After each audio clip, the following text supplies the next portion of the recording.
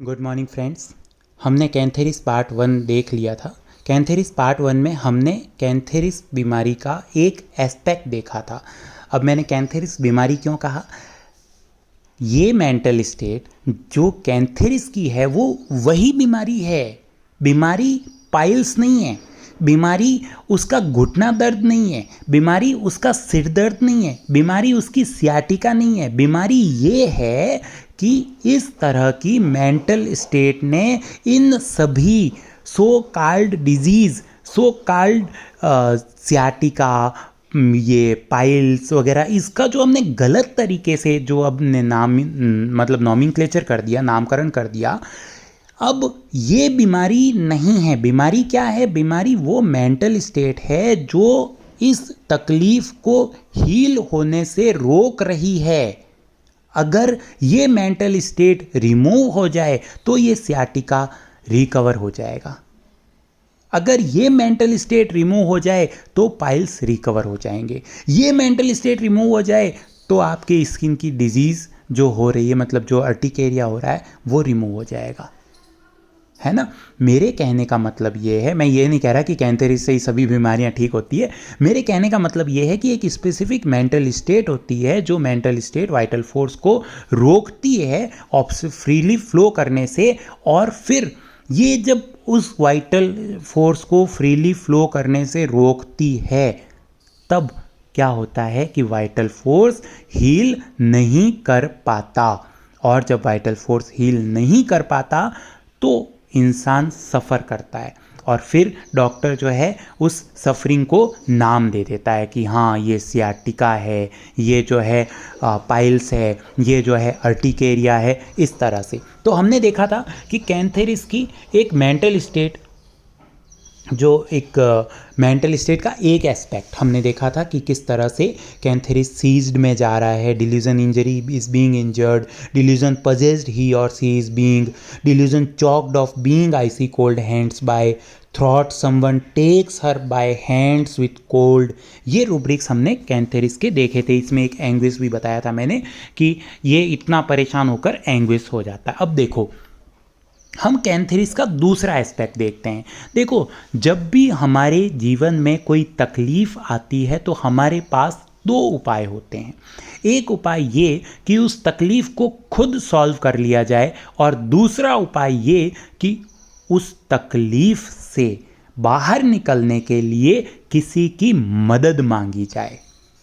आप इन दो एस्पेक्ट में भी पेशेंट्स को डिवाइड कर सकते हो। पेशेंट को आपको इंडिविजुअलाइज करने के लिए आपके पास हजारों तरीके हैं, कई तरीके हैं। जैसे पेशेंट को आपने हॉट और कोल्ड में डिवाइड कर लिया, ठीक है। पेशेंट को आपने थर्स्टी थर्स्टलेस में डिवाइड कर लिया। पेशेंट को आपने जो है, ये अभी जो मैंने बताया कि ये वो इंसान है जो खुद अपना काम कर सकता है, खुद अपनी प्रॉब्लम सॉल्व कर सकता है, उसमें है, या उन लोगों में है जो अपनी छोटी छोटी प्रॉब्लम के लिए किसी से मदद मांगता है, ठीक है। इस तरह से और बहुत सारे तरीके हैं पेशेंट को। जैसे हॉट और कोल्ड का मतलब क्या हुआ? हॉट का मतलब आप वैसे भी देख सकते हो कि ये फिजिकली हॉट है, ये भी देख सकते हो कि मेंटली वार्म पर्सन है या नहीं है। वार्म पर्सन कौन होता है? वार्म पर्सन वो होते हैं जो आपके जाते ही खिल जाते हैं। अरे आइए आइए आइए सर, आइए, इतने दिनों बाद कैसे आना हुआ, आइए आइए, मतलब आपका वार्म वेलकम करते हैं, है ना। तो ये वार्म है। उसके बाद में कोल्ड, आओ आओ, बैठो बैठो बैठो, अरे पानी लाना, सुरेश जी आए हैं, मतलब ये कोल्ड वेलकम। तो आप इसमें भी डिवाइड कर सकते हो, अच्छा ये वार्म पेशेंट है, ये कोल्ड पेशेंट है, ठीक है। लेकिन इसके बाद अपन जो है आगे बढ़ते हैं, अपन कैंथेरिस पे ही रहेंगे। कैंथेरिस में हमने फिर ये देखा था कि ये एंग्विस होता है, और हाँ, हम ये बात कर रहे थे कि अब कैंथेरिस इतना परेशान है, इतना तकलीफ में है, अब क्या करना है? अब कैंथेरिस को बाहर निकलना है। वो कैसे बाहर निकले? वो किसी की हेल्प ले। क्यों हेल्प क्यों लेगा? देखो, आप खुद देखो, कहाँ पर है पेशेंट? पेशेंट ऐसी स्टेट में है जहाँ से वो खुद ब खुद हिल भी नहीं सकता है। वो तड़प रहा है उस जगह से छूटने के लिए, वो सीज्ड में है। अगर कोई इंसान आपका गला दबा के रख रहा है और आप सिर्फ तड़प रहे हो, तब आपके पास पहला और आखिरी रास्ता यही रह जाता है कि कोई पहले एक बार उसके चंगुल से आपको छुड़ाए, फिर बाकी की बात देखी लगेगी। ये जो फिर बाकी की बात देखी लगेगी, ये ईगोटिज्म वाली स्टेट है ना। लेकिन अब भी तो कोई मुझे छुड़ाए, तो अब भी कोई मुझे छुड़ाए, इसको कहते हैं कि वो किसी की मदद चाहता है। इस चीज को, इस भावना को दर्शाने के लिए रूब्रिक है carried desire to be carried. ये Cantharis carried desire to be carried में है। अब इसको कैरिड भी कैसी चाहिए, हेल्प भी कैसी चाहिए, इसको crying delirium, crying help for, help चाहिए। अब देखो, आप सोचो कि कोई इंसान गर्दन, किसी इंसान ने आपके पेशेंट की गर्दन को पकड़ रखा है और वो उसका गला घोंट रहा है, तब वो किस तरह से मदद मांगेगा? वो ऐसे कहेगा, यार प्लीज़ छोड़ दो ना, ऐसे कहेगा क्या? नहीं, ऐसे नहीं कह सकता वो। अब उसकी वाइटलिटी चीखेगी। मतलब ये हुआ कि ये परेशान इंसान जब आपके पास आएगा, ये पेशेंट, घुटने दर्द वाला पेशेंट आपके पास आएगा, तो ये ऐसे नहीं कहेगा कि डॉक्टर साहब प्लीज़ मुझे इस अवस्था से निकाल दीजिए, ऐसे नहीं कहेगा। ये कहेगा ऐसे, और मर रहा हूँ डॉक्टर साहब, मर रहा हूँ, कुछ भी करो, निकालो, मैं मर जाऊंगा यार। ये है, इसको कहते हैं डिलीरियम क्राइंग हेल्प फॉर। ये कैंथेरिस इस अवस्था में है, यहां तक पहुंच गया है cantharis, delirium crying help for. और अब ये क्राई करने के बाद इसका तीसरा एस्पेक्ट समझो। पहला एस्पेक्ट ये है कि ये बहुत बुरी स्थिति में फंसा हुआ है जहां से ये हिलडुल भी नहीं सकता। और दूसरी बड़ी बात क्या है? दूसरी बड़ी बात ये है कि ये अब उस स्थान से निकलने के लिए तड़प रहा है, आपकी मदद मांग रहा है। और कैसे मदद मांग रहा है? Delirium crying help for. इस तरह से इस बदहवासी की स्थिति में आपसे मदद मांग रहा है, क्राई कर रहा है, मदद के लिए चिल्ला रहा है। अब समझो बात को। तीसरा एस्पेक्ट क्या है?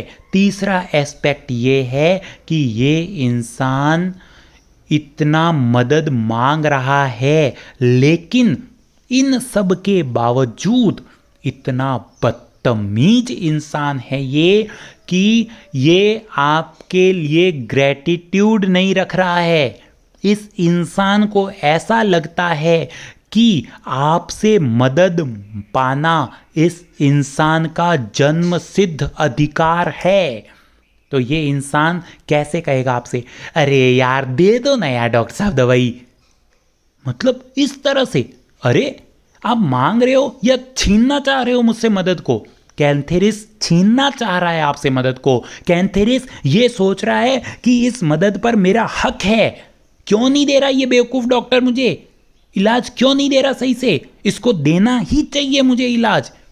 इस चीज को कहते हैं सेमलेसनेस, इसको कहते हैं वाइल्डनेस, इसको कहते हैं निम्फोमेनिया, इसको कहते हैं बार्किंग डिलीरियम इन, इसको कहते हैं डिसओबीडियंस, इसको कहते हैं डिफाइंट, ये इसको कहते हैं कंटेम्पचुअस। अब आप ये कह सकते हैं कि इसको निम्फोमेनिया क्यों लिया? निम्फोमेनिया क्या होता है? निम्फोमेनिया का मतलब ये है कि वो मैनिएकल स्टेट में है। और मैनिएकल स्टेट में क्यों है? मैनिएकल स्टेट में इसलिए है क्योंकि उससे उसकी सेक्सुअल डिज़ायर संभाली नहीं जा रही। वो मैनिया हो गया है उसको, वो पागल हो गया है, वो अपनी इस डिज़ायर को नहीं संभाल पा रहा है। उसको अब इंटरकोर्स करना ही करना है, वरना वो पागल हो जाएगा, वो अपने आप को बिल्कुल नहीं संभाल पाएगा। इसको कहते हैं निम्फोमेनिया। तो आप देखो मेटाफोरिकली ये स्थिति उसी स्थिति के सिमिलियर है ना। अब वो नहीं संभाल पा रहा अपने दर्द को, अब उसको इस दर्द का उपाय करना ही पड़ेगा। अगर वो नहीं करा तो वो जी नहीं पाएगा। इसको उसके साथ कंपेयर करो। ये वो स्टेट है, निम्फोमेनिया वो स्टेट है जहां पर इंसान अपनी सेक्सुअल डिजायर को नहीं संभाल पा रहा, उसको इंटरकोर्स करना ही पड़ेगा। ये इसलिए हम जो है यहाँ पर इस स्टेट को निम्फोमेनिया रूब्रिक्स में ले सकते हैं। अब देखो, फिर आप कहोगे ये एक रूब्रिक मैंने लिया बार्किंग डिलीरियम। इन बार्किंग का मतलब क्या होता है? बार्किंग का मतलब होता है भौंकना। जब भी भौंकना हम कहाँ इस्तेमाल करते हैं? हम अपनी होम्योपैथी को हम अपनी आम जिंदगी में जी रहे होते हैं। जैसे हम किसी इंसान को क्यों कहेंगे भौंक रहा है? अगर मतलब ये हुआ कि मान लो मैं आपके साथ बहुत ही प्यार से बात कर रहा हूँ, तो आप ये थोड़ी कहोगे कि यार ये मुझ पर भौंक रहा है। नहीं कहोगे ना। आप भौंकना कब कहोगे? भौंकना तब कहोगे जब कोई इंसान उलझलूल बातें ऊंची आवाज में कर रहा है, तब आप कहोगे कि ये भौंक रहा है। क्यों भौंक रहा है? ये चुप क्यों नहीं हो जाता? है ना। भौंकता कौन है? कुत्ता भौंकता है। कुत्ता मतलब सबसे, हमें अगर किसी को गाली देनी होती है तो हम क्या कहते हैं? कुत्ता कहते हैं उसको, है ना। मतलब ये कि जो हमारे लिए बहुत ही वाइल्ड इंसान है, बहुत बेकार। अब वाइल्ड क्या होता है? वाइल्ड वो होता है जो सिविलाइज्ड नहीं होता। सिविलाइज्ड क्या होता है? सिविलाइज्ड होता है सभ्य। अगर कोई सभ्य नहीं है, कोई असभ्य है, तो हम उसको वाइल्ड कहेंगे। अब ये वाइल्ड इंसान जो है, वो जो क्रिया कर रहा है उसको भौंकना कहते हैं। असभ्य लोगों की तरह क्यों चीखे मार रहा है, उसको कहते हैं भौंकना। तो ये इंसान अपनी तकलीफ से, इतना अपनी इंजरी से बिल्कुल सीज हो रखा है। इस इंजर्ड स्टेट ने, मतलब सॉरी, ये इंजर्ड स्टेट जो है किसी दुश्मन के द्वारा, किसी एविल फोर्स के द्वारा उसको पजेस कर लिया है, उस इंसान को पजेस कर लिया है, उसकी ज़िंदगी को पजेस कर लिया है इस एविल फोर्स ने। ये हिल भी नहीं सकता, और न सिर्फ पजेस किया है, उसको इस तरह से पकड़ लिया है, इतना बुरी तरह जकड़ लिया है कि अगर अब उसको इलाज नहीं मिला तो ये इंसान अपने होशो हवास खो बैठेगा। समझ रहे हो बात को? सारे रूब्रिक्स एक दूसरे से जुड़े हुए हैं। एक बहुत अच्छा रूब्रिक है इसमें, डिलीरियम कॉन्स्टेंट। ये बहुत इंपॉर्टेंट रूब्रिक है। अब पेशेंट जो है अपनी इस स्थिति का, अपनी इस तकलीफ का बखान इतना बुरी तरह करेगा कि आपको लगेगा कि ये पागल हो गया है कि अरे दे रहा हूँ, अरे डॉक्टर साहब दे दो, अरे दे दो डॉक्टर साहब, दे दो दवाई दे दो डॉक्टर साहब, अब नहीं बैठा जाएगा, प्लीज़ जल्दी से दवाई दे दो आप। अरे रुक जा, थोड़ा ब्रेक लगा। ये क्या है? दे दो दवाई दे दो, दवाई दे दो, दवाई दे दो, दवाई दे दो। ये क्या है? 2 मिनट रुक के एक बार कहने से भी मुझे समझ में आ रहा है। नहीं, उस इंसान का गला पकड़ा हुआ है डेविल फोर्सेस ने। अब उसको सिर्फ आपको एक बार कहने से वो नहीं समझेगा, वो 10 बार क्या 100 बार कहेगा आपको। क्यों? उसको अपना गला छुड़वाना है। अगर वो गला नहीं छुड़वाया तो वहीं मर जाएगा। मतलब पेशेंट इतनी इमरजेंसी की स्टेट में है, इतनी अर्जेंसी की स्टेट में है कि वो बार बार अपनी तकलीफ़ें गाता रहेगा। आप उसे चाह कर भी चुप नहीं करा सकते जब तक आप उसको कैंथेरिस नहीं दे दो। इसको कहते हैं डिलीरियम कॉन्स्टेंट। लगातार लगातार बोलता ही जा रहा है, लगातार चलता ही जा रहा है। ये कैंथेरिस का एक एस्पेक्ट है। कैंथेरिस और भी बहुत है। आप देखो कैंथेरिस में कोई पेशेंट को हम कैंथेरिस कब देते हैं? जब जल जाता है ना। जब जल जाता है तब आप देखोगे कि उस समय उसकी जो मानसिक स्थिति होती है वो ठीक इसी तरह की मानसिक स्थिति के बिल्कुल सिमिलियर होती है। यही कैंथेरिस की मेंटल स्टेट है। ये कैंथेरिस का एक एस्पेक्ट है, और इस एस्पेक्ट के थ्रू अगर आप एंटर करते हो तो 100% आप कैंथेरिस के पेशेंट को पकड़ने में सक्षम हो जाते हो। कैंथेरिस को और भी कई तरीकों से दिया जा सकता है। पेशेंट में एंट्री करने के कई सारे तरीके होते हैं, लेकिन सबसे अच्छा और सबसे सही तरीका ये है कि हम ये देखें कि पेशेंट अभी एट प्रेजेंट किस तरह की मेंटल स्टेट में जी रहा है।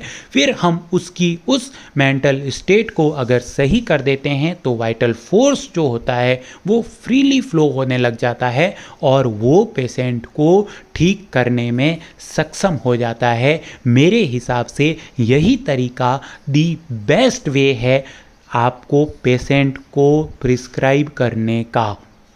Thank you friends.